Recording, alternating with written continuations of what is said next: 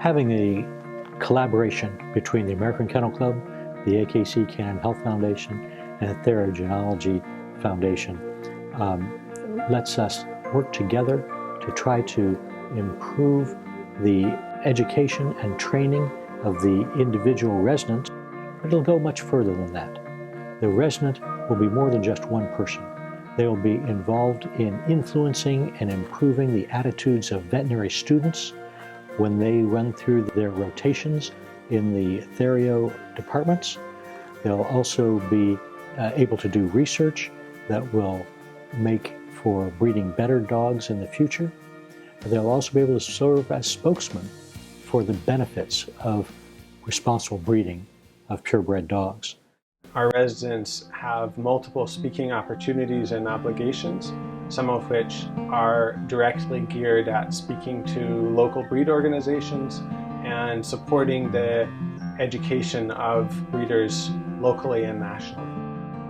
The residency has been a lot of hands-on getting to know breeders in the area that have either already been established or going out to a couple of the dog shows and introducing ourselves and letting them know that there are people out there that have an interest in helping them to have the best genetic and reproductive success. This is one of the main things I wanted to do, was to provide more canine reproductive cases for our students. If they're successful, then their clients are going to be most likely going to be pleased and successful, and I think it's just a win-win-win opportunity. American Kennel Club has morphed in the last 20 years to really incorporate the betterment and health of all dogs. With its affiliate, the American Canine Health Foundation, they have donated over $35 million in grants and research for the betterment of not just purebred dogs, but for all dogs. The wonderful thing about getting support from the AKC and from the Theriogenology Foundation is that this work is focused specifically on canines. And we have a wealth of information that we're building on in basic science in the laboratory and in farm animals. And with this support, we can bring it directly to canines and develop the expertise and reach out to the breeders and to our veterinary students and to veterinarians so that they're aware of these advances. The Theriogenology group is very much involved in our Canine Performance Sciences program. You may hear it referred to as CPS.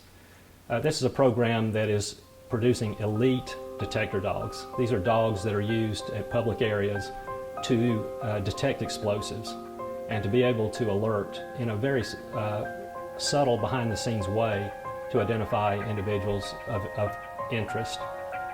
And to be able to have that program, we have to have a very efficient breeding program, one that is allowing us to select for certain traits as it relates to olfaction, as it relates to conformation.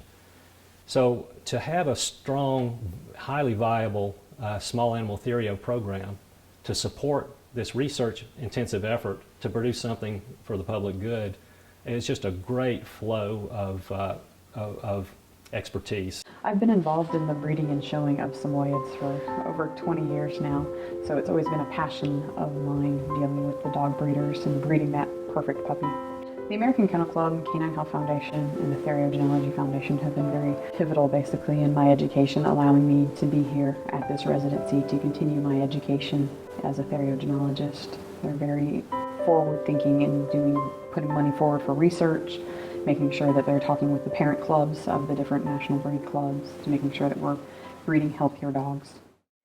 It's imperative for a breeder to have trust with a veterinarian that has a certain amount of knowledge and some kind of simpatico type attitude, to not be looked down upon, but be looked across as a partner. A veterinarian comes with a certain set of skills, technical skills. A breeder may have other set of skills. It's a learning experience one takes from the other.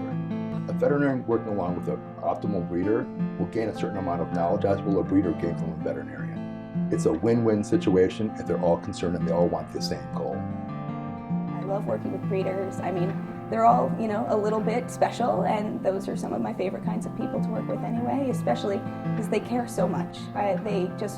When they come out and they show you that they want to make the best animals possible, and you work with them and you talk with them and you spend the time, that's the most rewarding thing.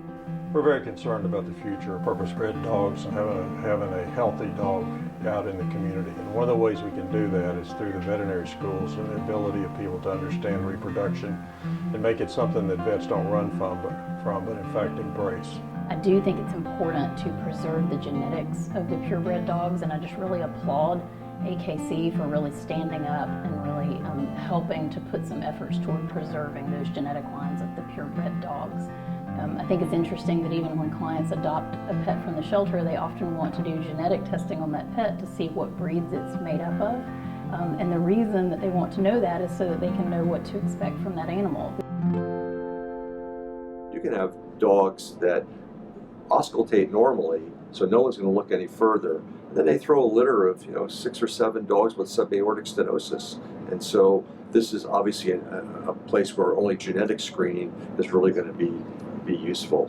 And we'd like to have it where people coming out of vet school today embrace breeding and not feel that that's doing something wrong. If we can just get it into 20% of the students' heads that this is that not everybody needs to be spayed and neutered, and so to stay on top of what are the current trends, how does reproduction impact health overall? These are all things that we can continue with the resident, convey to the students, and make them better veterinarians for it.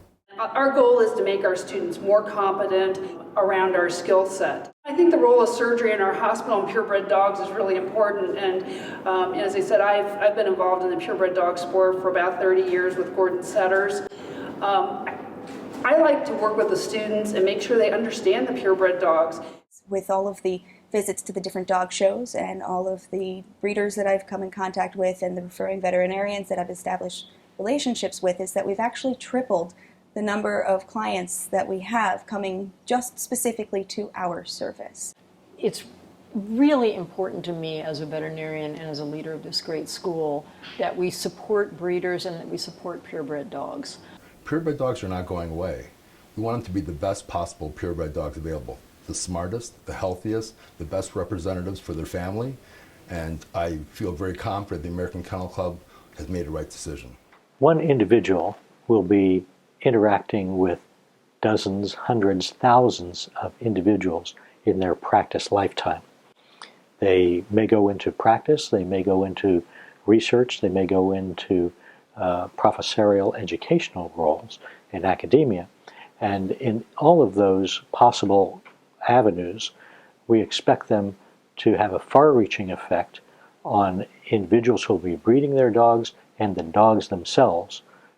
What is really wonderful about the Theriogenology Foundation and the AKC supported program is that it continues wonderful leadership in theriogenology. So we see this as a far-reaching project that will go well beyond the 2 years of the residency program, but will lead a pathway to the future where similar projects can be successful both here and at other veterinary schools, which can greatly improve the long-term outlook for purebred dogs for a long time to come. Thank you to the American Kennel Club, the AKC Canine Health Foundation, and the Theriogenology Foundation for investing in our education, for being partners in the future of veterinary medicine, and for the opportunity to become a theriogenologist. Yay!